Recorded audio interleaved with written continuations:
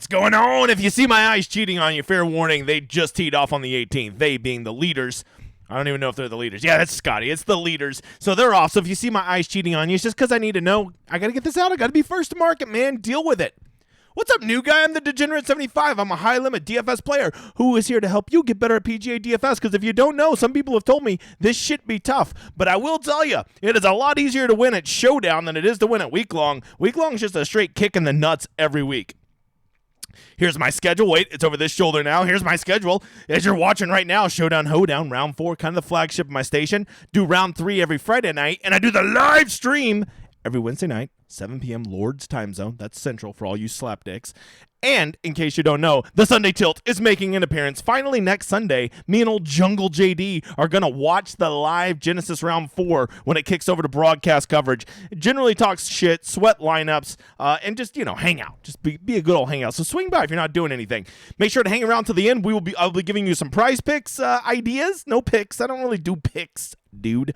And I will also give you 4 players to consider for DFS who have really good round 4 scoring, but you got to wait around till the end. Okay, got to get you sweaty tryhards to stick around to the end.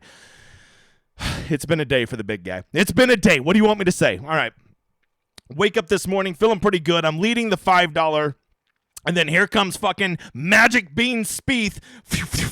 Birdie, birdie, birdie, birdie, birdie, birdie. And I fucking got past. I didn't even look to see where I finished. I think I finished 4th in the $5. That was the kick in the nuts. But whatever. It was $5,000. We'll be okay. Okay? It's not like I lost the mortgage. I was like, it's okay because we got some really nice week-longs going. I had 7 guys sitting at +1. So you knew what the fucking cut was going to be. We fucking knew it was going to be even. And then everybody, no wind. Fuck you, fucking wind towers and meteorological nerds. You're wrong. The wind didn't come. They fucking played fine this morning. And the cut went to even instead of +1. So I went from 28%, 6 of 6, to a cool, somewhere between 1 to 6. So let me just go ahead and tell you, right here, week long, not a lot of sweats going on. Okay. However, we did have a really good day at Showdown yesterday. Had another really good day at Showdown today. I was winning the $44, and then Pendrith said, hey, I've got a better idea. Why don't I just bogey every fucking hole on the way home? And I said, Taylor, that's a bold strategy. But I got to give the man credit. He had a plan, and he went out there, and he executed it. So I think I got 3rd in it. I don't know. I didn't win, so I don't give a fuck. That's what I finished, okay? Let's talk a little bit oh, by the way, when you're over here at Cut Sweats, badass, okay? You need to go use my code. It's right there. All caps, Degenerate75. Get you half off your first month. It's the coolest thing ever. It'll show you if you have real live lineups cooking tomorrow. It'll show you how much you should expect to win. A lot of cool stuff. I don't have any real sweat, so I'm not going to fucking show you. Pretty simple, Bob. All right, let's talk about how the course played today. So far, it was the easiest of the 3 days. Did I just lie through my teeth? Day 1, yes. And then, it was the easiest. So it played almost a full shot under today. Those winds kind of died off. They seemed to be gone by about noon. My strategy today was get guys going out as late as possible, which a lot of people would say, oh, so you played all the leaders. No, I actually hardly played any of the leaders. I played all the ass clowns on the backside, right? Like the guys that were going off on the back 9 who finished. And that ended up being guys like Sam Burns and Hideki Matsuyama and guys like that. So that's where we're at. And it's important to notice that the course played about 1/3 of a shot easier in the afternoon than it did in the morning. And I think that that's going to be very, very relevant information for us making our decision tomorrow. Okay. But before we talk about that, let's talk about contest selection. A little disappointed. I guess old DK scared with the Super Bowl. Ooh, I guess there's a football game or something going on tomorrow. No, what's going on is PGA Showdown. Figure it the fuck out. So once again, the big $20, 1/3 of the money to first, once again, ain't going to play in it. The 555, the same it's been the last few days, solid. They did bump the $5 back up to $25,000 never mind. It was $25,000 today. It's back down from 30. They bumped the 44 up. This is the one I got 3rd in today, I think. And they bumped it back up to $20,000 as opposed to 15. That's a solid tournament. Of course, my baby, the $10 18 max is always good. But some of you on a lower budget, if you play $5 a week, I get asked this question frequently. I have $5. What should I play in Showdown? I almost always tell people, go play this $5 single entry. It's a really good tournament if that's all you want to play. Hey, I've got $20. If the answer is $20, I'd go play in this $1.20 max. I really like this tournament.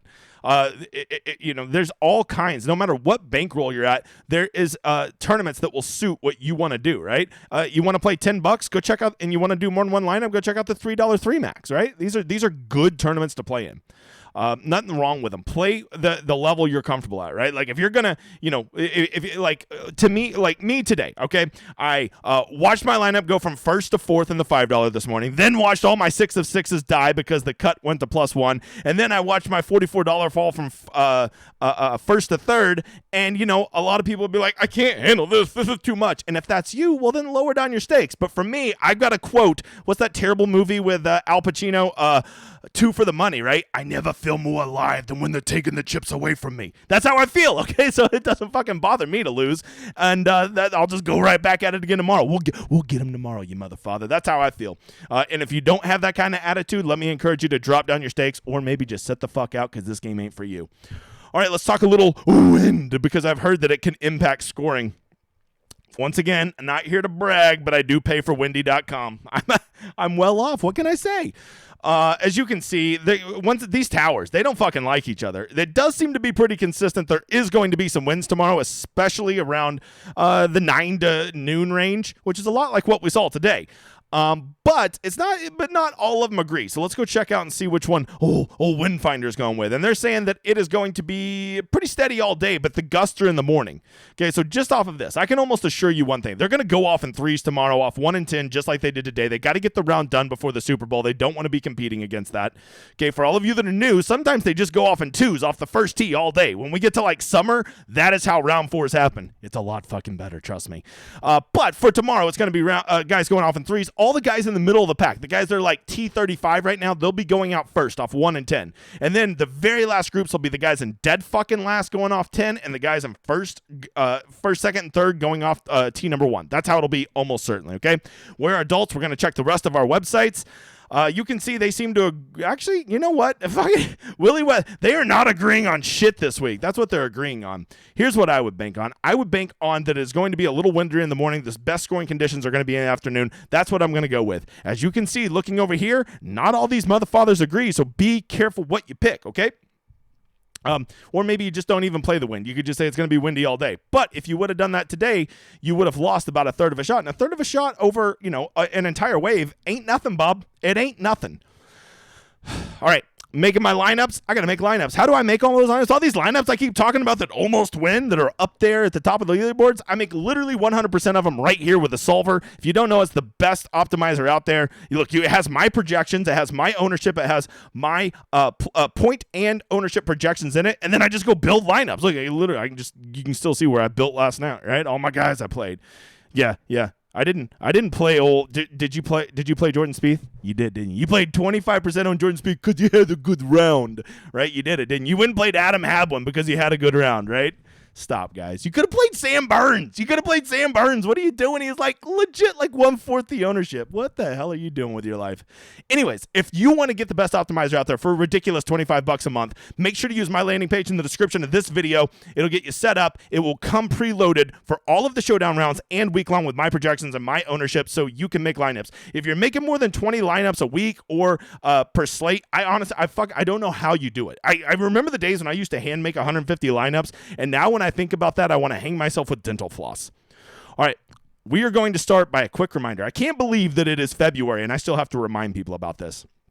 The reason that round 4 showdown has such an edge is right here. It's this thing right here. You see it right here? Let me get my finger up here. It's simple. It's finishing points. Everybody's like, I've got to play Scotty Scheffler. He gets 13 points tomorrow. No, he doesn't. He gets 13 points if he finishes first, which with the guys that are chasing him is no fucking sure thing. Not at all, okay? Well, I've got to play Jon Rahm. He's definitely going to finish in the top 5.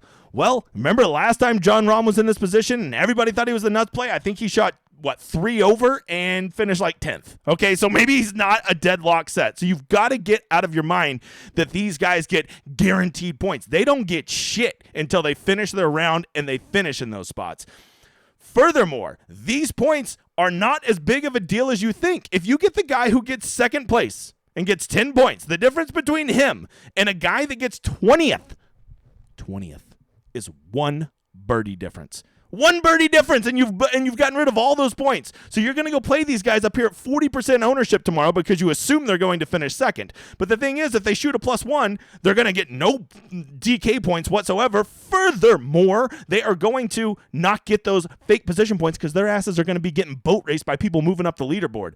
So when you are looking at finishing points, they are something to consider, but do not think of them as a starting point. Think of them as a destination. Think of them as the cherry on top of what a good round can be. When you go get that Sam Burns round where he backdoors a top 5, I know he did the round today, but let's fucking play like it's tomorrow, okay? And he backdoors and he gets third place. Well, now he just had the nuts round. 7 birdies, bogey-free round, a streak, and now he also gets 9 points for backdooring third place. That's how you want to use position points. Is it good to have the winner? Yes, it is. Okay? This is why I always tell you, when I make my lineup, I always set a rule that all my lineups must contain at least 2 guys that start within the top 10 because I do want guys who have a legitimate shot to go win this tournament. So what I do is I go over here and I go look at the top 10. Let me hit refresh. They're finishing up right now. I don't know if it'll have time. But I go look at all these guys up here. T6 or better. These are probably all the guys that have a legit chance to win. And my player pool will consist of at least 3 to 5 of these guys. And then within that, I will have a rule set that at least 2 of these guys have to be in every lineup. Sometimes the lineup may have 3 guys, but I'll also make sure I don't want 4, 5, or 6 guys from up here in it, right? So when I do that, I'm making sure that I have those guys who can still go get that win, who give me that win equity, but then I'm not falling in love with all of these guys who are going to be in inflated ownership because people are dumbasses and think that there's fake points that like they matter and that you get to keep those. You don't. You're going to be moonwalking backwards like Michael Jackson when you lose those points. So with that said, be cognizant of your lineup. The average number, and I've now looked at, I think, about 26 tournaments. It's still floating right there between 2.7 and 2.8 is the average number of the winning GPP lineup of people who started in the top 10 in their lineup.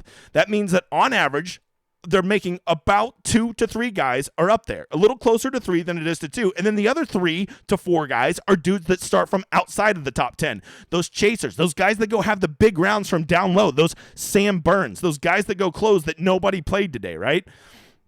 Those are the kind of guys you have to have in your lineup. But at the same time, you don't want to just completely neglect the top, whatever the hell it is, top 10. Did Rum just make a birdie? Oh, that was for par? That luck sacking piece of crap. Okay, let's see. Donkey. What a donkey. Okay, sorry. Well, I told you I was watching.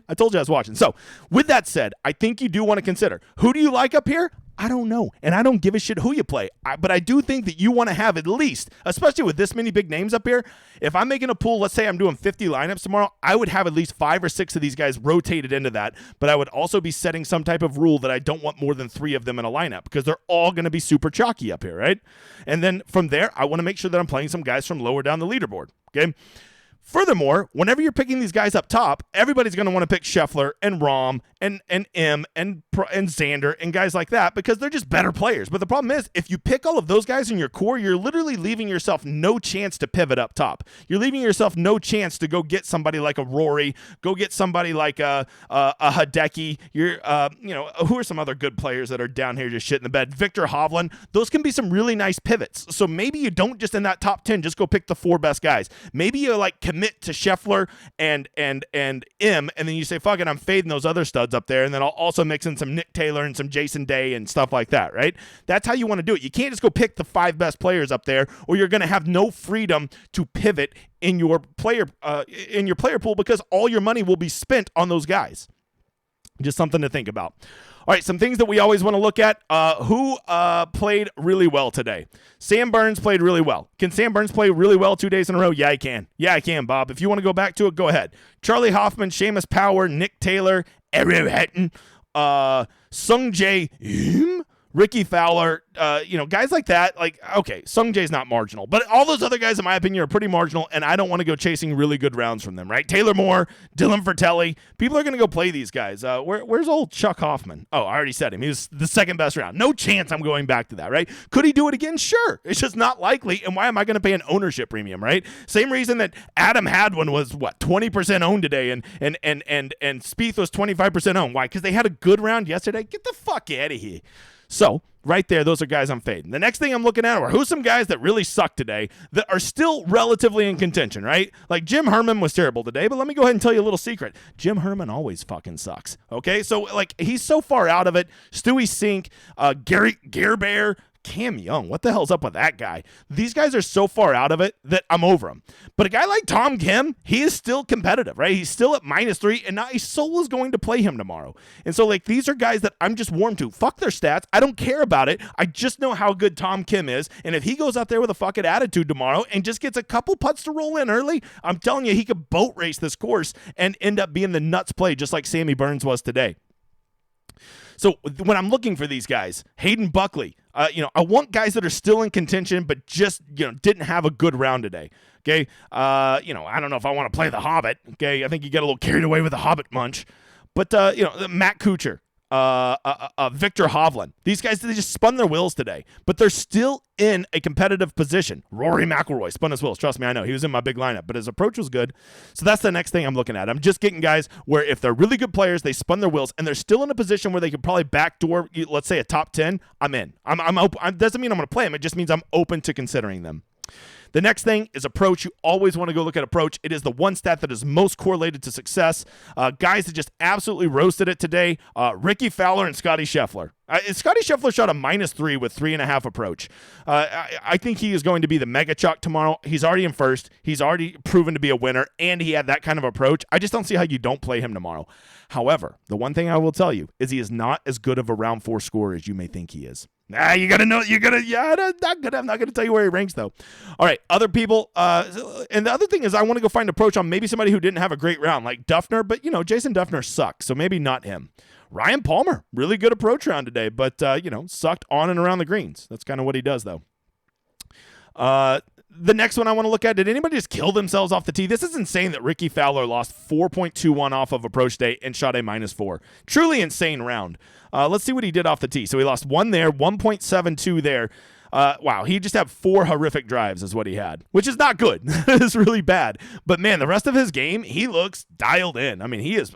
He could have shot a -8 today if he would have just hit like a average human being off the tee. He shoots a -8 today. Insane. I think you got to be warm to go into that, because if he can keep these other things going and he's gonna, just not drive like an asshole, he might win this tournament tomorrow if he keeps that up. From there, other guys that just really killed themselves. Kevin Tway, that was just a bomb waiting to happen. If you played Kevin Tway coming off a good round, you had what you had coming. Anybody else that could have, Sam Ryder killed himself off the tee. I don't mind a Sam Ryder comeback. Matt Kuchar did most of his damage to his scorecard off the tee. John Rahm really killed himself off the tee, and he's a great off the tee player. That would make me probably want to lean more Rahm than it would Scheffler. But I like Rahm charging more than I like Scheffler trying to hold on. All right, the next thing we're going to look at, anybody killed themselves around the green? Well, Jim Herman did. Once again, all these guys that are, it's really weird to see Brian Harman so bad around the greens, although he did luck sack with the putter. Cage Lee would be a good example of somebody that really gave it away that's not too far out of it. Victor Hovland, terrible chipping and putting. Victor Hovland will be less than 3% owned tomorrow. I'm not telling you to play him, no, but I'm just telling you he could be that one guy that could say fuck it and go shoot that -7 with a bogey-free round and a streak, and he was the guy you needed. Plus, I think he's only maybe 8,500 or something really affordable like that. He could be the third guy in your lineup, and it wouldn't be that gross. Anybody else? Adam Hadwin's just bounce back city. Give me all the Adam Hadwin, right? When I look at total scores, guys just up here that spun their wheels today. Hadwin, shouldn't have played him today. Now go back to him tomorrow. Spieth, you shouldn't have played him today. Go back to him tomorrow. Wyndham Clark, you shouldn't have played him today. Go back to him tomorrow. That's what I love to do, right? And they're all coming off a good round, so I get off of them. Now the whole public goes and plays them like dumbasses. Now tomorrow nobody's going to play them. I'll go hop right back on them. Okay, I'm not telling you I'm going to play them. I'm just saying I'm open to it. These are the things we're looking at. We still got to talk about Prizepicks. We still got to talk about round 4 scores. But before we do that, just know that I have a website called degen75.com. I don't even know the name of my own damn website. And it is the best community out there. If you don't know, I don't give a single fucking pick over there, but we have a badass community. We have the Discord. We're all on the same team. We're pulling for each other. I fucking dare you to go look at a Showdown tournament and not see that flag flying somewhere. But I also have the best tool out there. It is called the Rosetta Stone. It is right here, and this thing gives you everything you need needed to know. I've even added win equity and top 5 equity to it today for the new round 4. It has their good approach, their short game regression, their bad game regression, cash plays, GPPs, ownership, everything you need to know, my projections, how they're scoring, who are the pivots, who is the chalk, everything you need to know right here in one place, because not all of you can be up till 3 in the morning just I'm looking up stats all night, and that's what I'll be doing, okay? So I do it for you, okay? This is the Rosetta Stone. If you're interested, djin75.com. It grows every day. It's amazing. Come check it out. Or don't. I don't give a shit. But you know what you could do to really help me is you have to notice there ain't been a single ad on this video. The big guy's independent as fuck, and he needs your help. Go like and subscribe. Tell a friend, because YouTube refuses to share me, even though I have the #1 Wednesday live stream, as long as that other guy keeps taking days off.